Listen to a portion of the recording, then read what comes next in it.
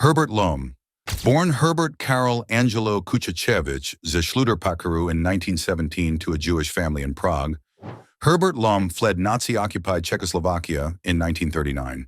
Narrowly escaping the Holocaust that decimated much of Europe's Jewish population, he anglicized his name to Lom and launched a career in British theater and film, becoming a staple of post-war cinema. Lom's piercing gaze and commanding voice made him a sought-after villain. He terrified audiences as the psychopathic gang leader in The Ladykillers and brought gravitas to historical epics like Spartacus. Yet his most iconic role was comedic. The perpetually exasperated Chief Inspector Dreyfuss, driven to eye-twitching madness by Peter Sellers' bumbling Inspector Clouseau in the Pink Panther series. Though Lom rarely addressed his Jewish identity publicly, his escape from Prague haunted him. He later reflected on losing family members in the Holocaust, a trauma that deepened his portrayal of tormented figures. Despite typecasting as European heavies, he embraced his niche, quipping, "I've played Nazis, madmen, and Napoleon, all with the same accent." A polyglot fluent in 6 languages, Lom also wrote novels and painted. His legacy endures in his rare ability to balance menace with vulnerability, proving even villains could be unforgettable. He passed away in 2012 at 95. Shari Lewis, born Sonia Phyllis Hurwitz in 1933 to a Jewish magician father and a mother who championed education, Shari Lewis transformed a childhood love of puppetry into a legacy of laughter and learning. Her father, a yeshiva university professor, instilled in her the power of storytelling, a gift she'd later use to redefine children's television. Fleeing the male-dominated puppetry scene of the 1950s, Lewis carved her own path with a sock named Lamb Chop. Her show Lamb Chop's Play-Along became a 90s phenomenon, blending catchy songs with subtle lessons on fairness and kindness, values rooted in her Jewish upbringing. Behind the scenes, she battled execs who dismissed her work as just for girls, yet her wit and warmth earned her 12 Emmys and generations of fans. Though rarely overt, her Jewish identity shaped her mission. She quietly wove tales of community into her scripts and later became a fierce advocate for Holocaust education, ensuring history's darkest chapters weren't forgotten. Her daughter Mallory continues Lamb Chop's legacy today, a testament to Lewis's belief that entertainment should heal as much as it delights. From her first puppet, crafted during teenage surgery recovery, to her final bow in 1998, Shari Lewis proved that a sock, a song, and a little chutzpah could change the world. One child, David Mamet. Born in 1947 to a Chicago family of Eastern European Jewish immigrants, David Mamet turned the grit and groove of urban Jewish life into theatrical gold. His plays like Glengarry Glen Ross crackled with Mamet speak, a staccato rhythm echoing the cadences of his ancestors' Yiddish-inflected streets. A self-proclaimed street corner Talmudist, Mamet mined his secular upbringing for stories of hustlers and heartbreakers. But it was his 1991 film Homicide that laid bare his Jewish soul, following an FBI agent's crisis of identity amid anti-Semitic violence. Later in life, he shocked fans by embracing Orthodox Judaism, trading his leather jacket rebellion for Torah study, declaring, "Judaism isn't faith, it's truth." Mamet's journey hasn't been without controversy. His shift from liberal firebrand to conservative provocateur split audiences, but his impact on Jewish storytelling remains undeniable. Whether dissecting greed in Glengarry or sparring with critics on Twitter, Mamet's work asks one relentless question: what does it mean to be a Jew in a world that never stops watching? Jerry Douglas. Born Gerald Rubenstein in 1930 to a Brooklyn family fleeing Eastern European pogroms, Jerry Douglas became daytime TV's most enduring Jewish voice. For nearly 40 years, he played John Abbott on The Young and the Restless, a role that broke barriers by portraying a proudly Jewish patriarch in a genre dominated by waspish archetypes. Off-screen, Douglas's life mirrored his character's resilience.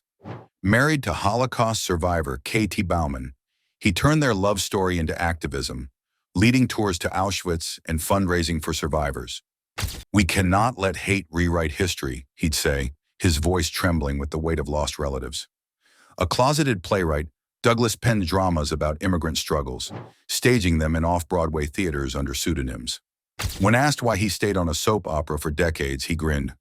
Where else could a Jewish boy from Brooklyn teach millions about family, forgiveness, and gefilte fish? When Jerry Douglas passed in 2021 at 91, he left a legacy as layered as the Abbott family dinners. Proof that even in the land of sudsy melodrama, Jewish stories could take center stage. Bruce Weitz.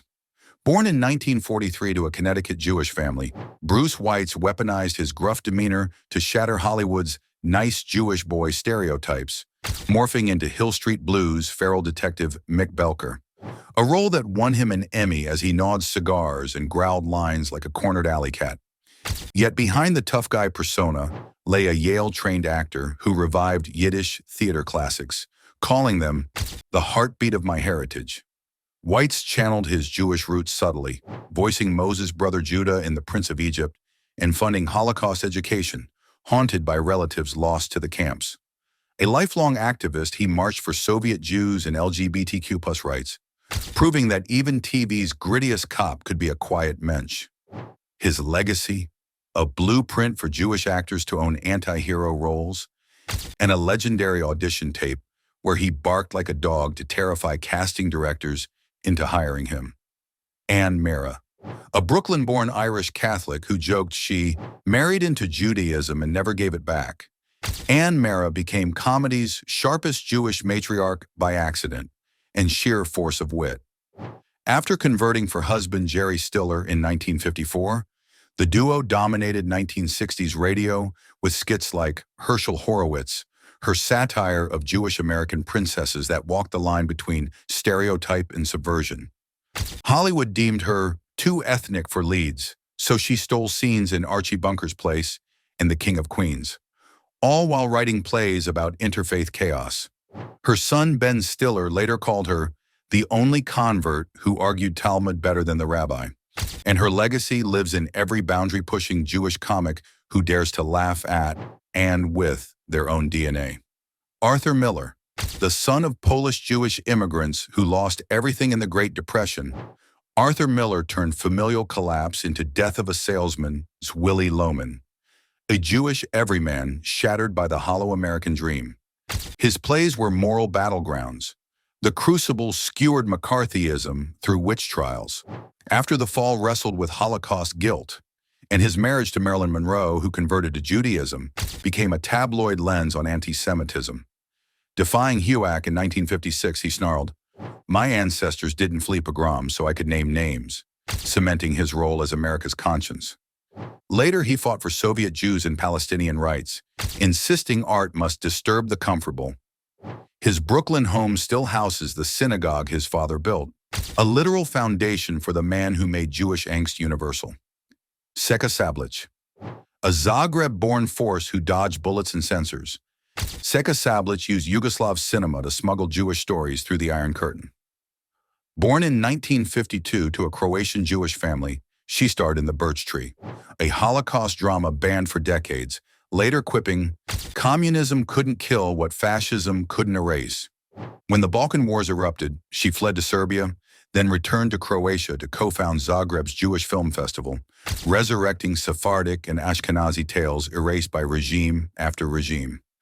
Secular but steadfast, she lit Shabbat candles on film sets, telling crews, "This is how we outlive them." Her legacy, proof that even in Europe's bloodiest corners, Jewish stories, like Sablage herself, refuse to stay buried. Alla Nazimova, born Miriam Edez Adelaida Leventon in 1879 to a Crimean Jewish family, Alla Nazimova clawed her way from Odessa's pogrom-shadowed streets to silent film royalty, becoming Hollywood's first art house diva. She anglicized her name to dodge anti-Semitism, then built a lavender-walled mansion, the Garden of Allah, where she hosted avant-garde parties and starred in Salome, a queer-coded, Yiddish-inflected flop that bankrupted her, but later inspired cult reverence.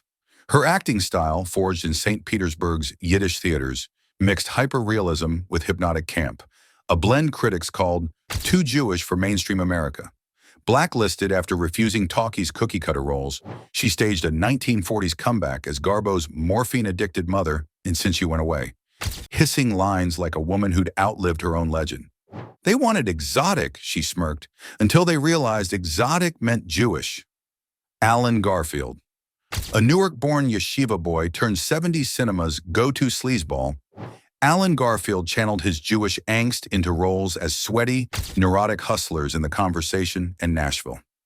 I played men who sold their souls, he said, but always with a kishka deep guilt. Garfield's career mirrored his characters. He dodged McCarthy-era blacklists by acting under pseudonyms, then battled typecasting as mobsters. His finest hour came as a corrupt producer in The Stuntman, a meta-commentary on Hollywood's erasure of Jewish complexity.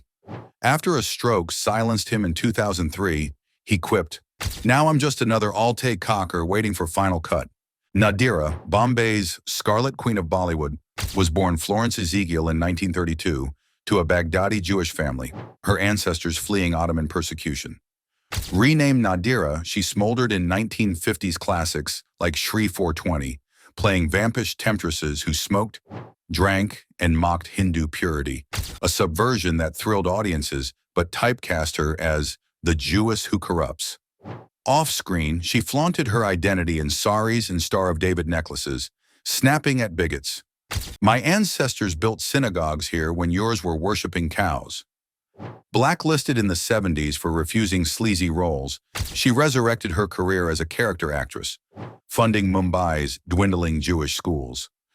"I survived the talkies, the tabloids, and the Torah thumpers," she laughed. "Bollywood's fangs couldn't bite me." Buddy Hackett, a Brooklyn-born punum with a voice like a kazoo stuck in a niche. Buddy Hackett turned Borscht Belt shtick into mainstream gold. His act, a slurry of Yiddish curses, fart jokes, and Talmudic wit, made him a Vegas staple and The Tonight Show's resident meshuggah.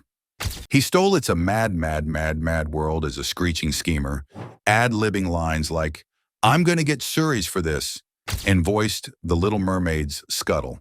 Hackett wore his Judaism like a rumpled suit, unapologetically. He fundraised for Israel and roasted critics. "They call me vulgar? Tell me, what's classy about surviving a pogrom?" When he died in 2003, his epitaph joked, "Finally, a quiet audience." Charlotte Ray. Born Charlotte Ray Lubatsky in 1926 to a Jewish family in Milwaukee, she escaped typecasting as just another sitcom mom by infusing The Facts of Life's Mrs. Garrett with Yiddish warmth and wit, a role she fought to expand beyond the kitchen. A veteran of Yiddish theater, Ray smuggled Jewish resilience into her comedy, once quipping, "I taught girls to laugh through puberty. My ancestors laughed through pogroms." Off-screen, she championed autism awareness, inspired by her son's struggles, and belted klezmer tunes at charity galars. Her final bow in 2018 left a legacy, proving nurturing Jewish matriarchs could outshine even the snobbiest Eastland school teen. Ricardo Cortez, the original silver screen sleuth in The Maltese Falcon, was born Jacob Krantz in 1900 to Austrian Jewish immigrants, his name erased by studio execs who peddled him as a Latin lover. Cortez leaned into the lie, smoldering in pre-code noir while funding his brother's yeshiva tuition. "I played gangsters and gigolos," he shrugged, "but my bubby still asked when I'd marry a nice Jewish girl." Blacklisted post-Weitz for refusing anti-communist scripts, he reinvented as a director of Yiddish radio dramas, growling, "They can take my name, not my neshama." Dying in 1977, he left a paradox, Hollywood's forgotten chameleon who wore a tallit under his trench coat. Ed Ames. Edmund Dante Urich, born to Ukrainian Jewish parents in 1927, morphed from Ames Brothers crooner to Daniel Boone's stoic Mingo, a Native American role he imbued with Talmudic gravitas. His 1967 hit My Cup Runneth Over topped charts, but off-mic, Ames battled typecasting. "They wanted me to play noble savages, so I made them noble scholars." A vocal Zionist, he funneled royalties into planting trees in Israel and heckled Ed Sullivan to cut his Hanukkah special. "I sang Sena, Sena to 50 million Americans," he bragged, Take that, Mel Gibson. Neville Jason. This London-born son of Lithuanian Jewish refugees swapped law school for the stage, becoming British radio's voice of Proust and covert keeper of Ashkenazi lore. His Ring Round the Moon performances dripped with deliciously Jewish irony per critics, while his audiobook The Arabian Nights winked at Sephardic roots. A quiet activist, Jason smuggled Yiddish folktales into BBC dramas, once quipping, "If the Beeb noticed, they'd call it ethnic subversion. I call it tikkun olam." Eugene Levy, the king of deadpan, born to Romanian Jewish immigrants in 1946, turned Scott Vian's Bobby Bittman into a satire of Hollywood's nice Jewish boy trope, then shattered it with Schitt's Creek's Johnny Rose, a patriarch as neurotic as he was noble. "My parents escaped Hitler. I escaped typecasting," he joked, clutching his Emmy. Levy's secret, lacing slapstick with Yiddish cop wit, like Moish from Minsk meets Marx. His legacy? Proving a Jew in the plaid could redefine the Canadian cool, no maple syrup required. James L. Brooks. Born in 1940 to a Jewish family in Brooklyn, James L. Brooks turned neurosis into an art form, crafting TV and film gems like The Simpsons and Terms of Endearment that balanced razor wit with Jewish-inflected empathy. Starting as a CBS news writer, he broke into comedy with The Mary Tyler Moore Show, creating characters who wrestled with identity and belonging, themes echoing his own secular Jewish upbringing. His films, from broadcast news ethical dilemmas to As Good as It Gets. Messy humanity, dripped with Yiddishkeit, moral urgency, humor as armor, and a soft spot for underdogs. Though rarely overt, his Jewish sensibility shaped Hollywood's golden age of sitcoms, proving dysfunction could be divine. A quiet philanthropist, he funded scholarships for Jewish students, once quipping, "If you're lucky enough to get a seat at the table, you better pull up more chairs." Al Jolson. Born Asa Jolson in 1886 to a Lithuanian Jewish cantor, Al Jolson became America's first superstar by masking his trauma in blackface and jazz hands. Fleeing anti-Semitic violence, his family settled in D.C., where young Asa honed his stage chops in synagogues before rebranding as Al, the minstrel show sensation. His 1927 film, The Jazz Singer, a tale of a cantor's son choosing showbiz over tradition, catapulted talkies into existence, even as his blackface performances cast a toxic shadow. Privately, Jolson grappled with his dual identity, funding Jewish orphanages and serenading widow-wound troops with Hatikva. "I'm a Jew first, last, and always," he declared. Yet his legacy remains a paradox. A pioneer who broke barriers by exploiting others, his voice a bridge between shtetl sorrow and American ambition. Richard Dreyfuss. A pint-sized powerhouse born in 1947 to a Jewish lawyer in Brooklyn, Richard Dreyfuss became the 1970s everyman anti-hero, from American Graffiti's cynic to Jaws' oceanophobe. His Oscar-winning turn in The Goodbye Girl showcased a neurotic charm steeped in Jewish humor, though he rarely played explicitly Jewish roles, a frustration he later called Hollywood's assimilation tax. Openly proud of his heritage, Dreyfuss championed Holocaust education, narrated documentaries on Jewish history, and slammed industry typecasting.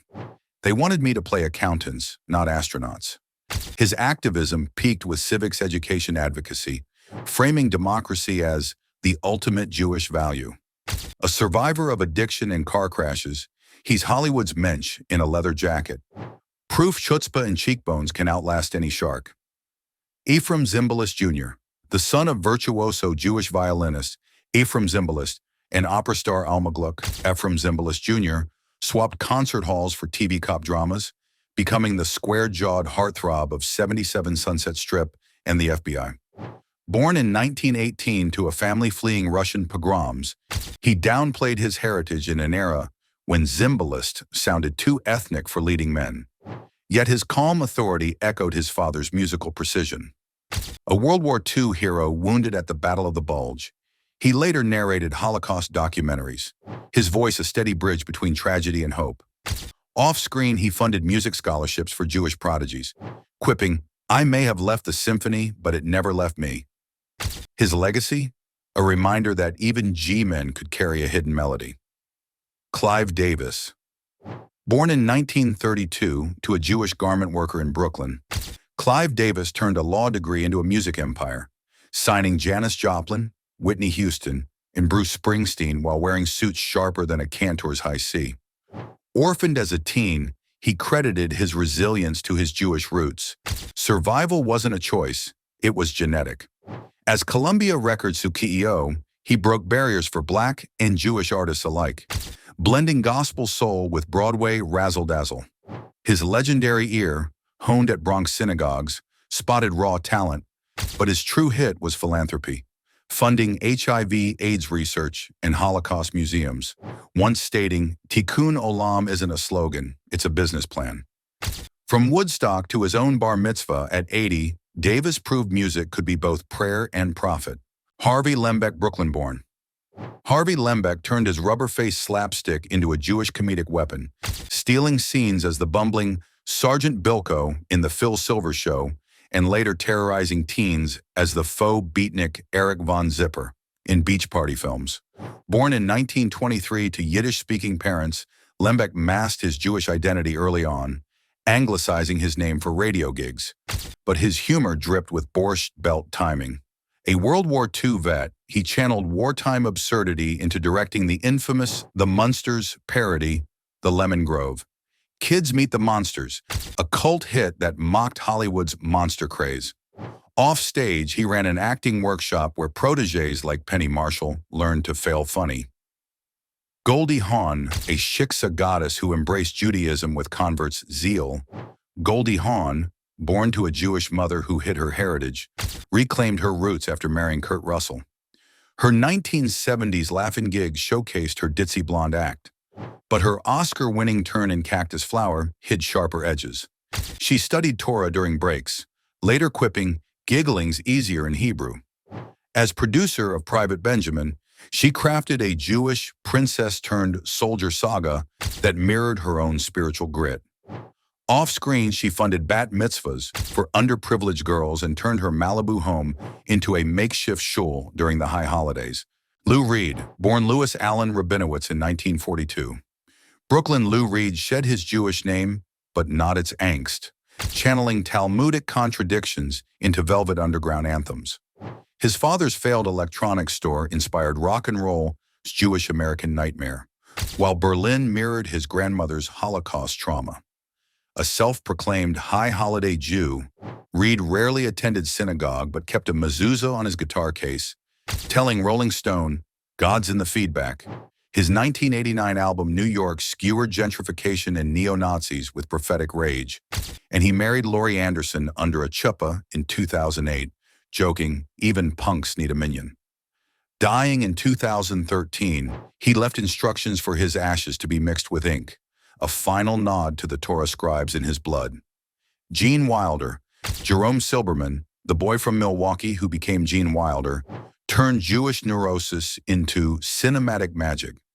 His mother's Holocaust trauma fueled The Producers' manic fear of failure, while Willy Wonka's whimsy masked a deeper ache.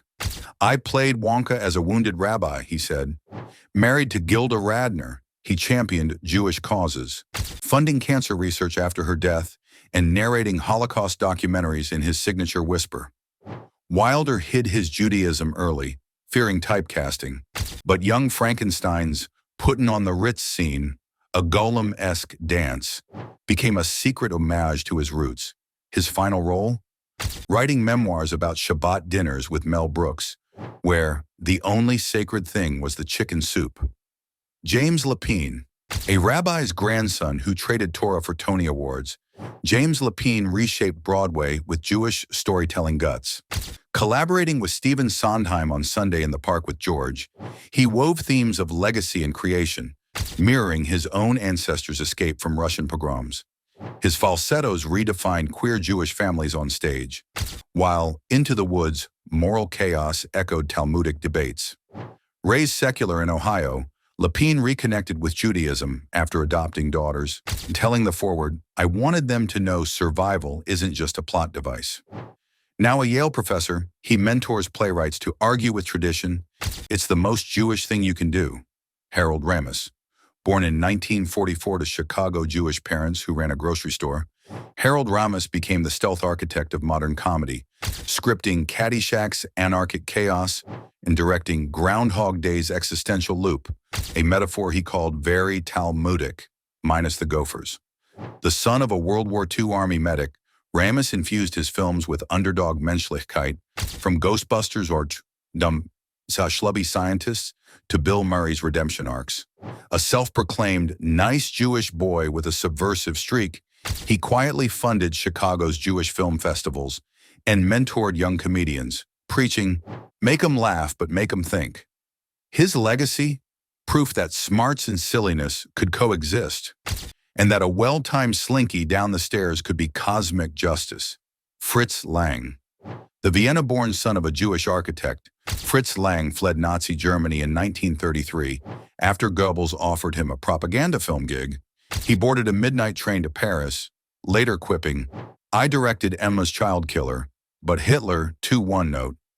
His expressionist masterpieces, Metropolis, is mechanized dystopia, M's shadowy mob justice, channeled Weimar-era Jewish anxiety, though he rarely spoke of his heritage.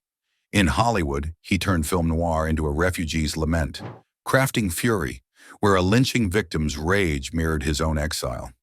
Lang's final act? A cameo in Goddard's Contempt, staring into the Mediterranean and muttering, "Every frame I shot was a gravestone for the Europe I lost." Meredith Monk, a downtown NYC avant-garde icon, born in 1942 to Jewish singer-activist Ruth Abrams, Meredith Monk turned primal screams into psalms, weaving Yiddishkeit into experimental opera. Her piece Atlas, a cosmic journey through diaspora, echoed her grandparents' flight from pogroms, while Songs of Ascension used looping vocals to mimic Talmudic debate. "Sound is my shul," she said, performing in synagogues and coal mines alike. A lesbian pioneer, she fused queer and Jewish identity in Mercy, where a dancer's writhing became a kaddish for AIDS victims. Monk's legacy? A reminder that holy isn't a place, it's a vibration in the throat. John Murray, Bronx-born in 1916 as Murray Janowski, this Borscht Belt tumbler turned TV royalty-hosted treasure hunt, tossing Yiddish zingers like, "You're Meshuggah, but you're my Meshuggah." A World War II vet who entertained troops, Murray smuggled Jewish humor into mainstream TV, joking, "I baptized America with a seltzer bottle." Off-screen, he raised millions for Israel and Soviet Jewry, once auctioning his toupee for $10,000. His 2006 memoir, Let's Talk, spilled secrets of the Catskill circuit. "We made gefilte fish funny before Seinfeld made soup a thing." Legacy, the godfather of the Jewish game, and proof that a good shtick could outlive. Richard Donner. A Bronx Jew born in 1930, Richard Donner directed Superman as the ultimate immigrant parable. An orphan from the stars raised by Kansas farmers? That's every Jewish kid's dream. He turned The Omen into a post-Holocaust morality tale, and Lethal Weapon, Zriggs and Murtaugh, into an interfaith bromance. Donner, whose family lost relatives in the camps, hired Holocaust survivors as extras and quietly funded Yad Vashem. "Heroes save the day," he said, "but survivors save the soul." His final film, 16 Blocks, starred Mos Def as a witness hiding in Chinatown, a nod to Donner's own boyhood dodging anti-Semites. June Brown, a London-born Baptist who married a Jewish jazz musician, June Brown, EastEnders' Dot Cotton, converted to Judaism in 1958, later calling it the best role I never auditioned for. Playing EastEnders, chain-smoking Christian for 35 years, she snuck Jewish wit into scripts, ad-libbing Yiddishisms and fighting to keep Dot's deadbeat son, Nick, Jewish. Off-screen, she lit Shabbat candles and lobbied for Jewish refugee charities, telling the BBC, "Dot's judgmental, but God isn't. That's my Torah takeaway." When asked about her conversion at 90, she winked, "I'm not Jewish? Tell that to the blintzes in my fridge." Fanny Brice, born Fania Barach in 1891 to Jewish immigrants on Manhattan's Lower East Side, Fanny Brice turned her Yiddish-inflected humor into a Broadway revolution, mocking assimilation with her breakout song, Sadie Salome, Go Home, a send-up of Jewish girls chasing fame. As the star of Ziegfeld Follies, she flaunted her too Jewish persona, defying producers who begged her to tone down the nose by leaning into exaggerated accents and matzo ball jokes. Her radio alter ego, the bratty toddler Baby Snooks, became a Depression-era hit, blending shtick with sly commentary on parenthood. Privately, Brice funded Hebrew orphanages and hid her third husband's mob ties, quipping, "I married a ganef, but my heart's a tzaddik." Raymond Joseph Teller. The silent half of Penn and Teller, born Raymond Joseph Teller in 1948 to a Polish-Jewish family in Philadelphia, turned muteness into a metaphysical punchline. His father's escape from Nazi Europe haunted him. He once called their magic act, "Revenge on a world that tried to vanish us." While Penn Jillette rants, Teller mimes Kafkaesque tricks, slicing bananas that reassemble, swallowing needles with a Torah scroll's precision, a nod to his yeshiva-trained discipline. Off-stage, he's a secret scholar of Jewish mysticism, weaving Kabbalistic symbols into illusions. Their show bullshit, debunked anti-Semitic conspiracy theories, but Teller's quietest rebellion? Naming his son Max after a grandfather lost to Auschwitz. Elaine May, a Chicago rabbi's daughter born in 1932. Elaine May redefined comedy with partner Mike Nichols, their 1950s improv sketches dissecting Jewish neuroses like a psychiatrist with a punchline. Her directorial masterpieces, The Heartbreak Kid, A New Leaf, turned Schlemiels into tragic heroes, with Gene Wilder's whiny groom fleeing his too Jewish bride for a shiksa nightmare. Hollywood sexism sidelined her, but May retaliated with Oscar-nominated screenplays and Talmudic-level wit. A yeshiva boy taught me timing, wait 3 beats, then stab. Secretly, she funded female Jewish playwrights, telling protege, "Make them laugh so hard they forget to hate us." Estelle Harris.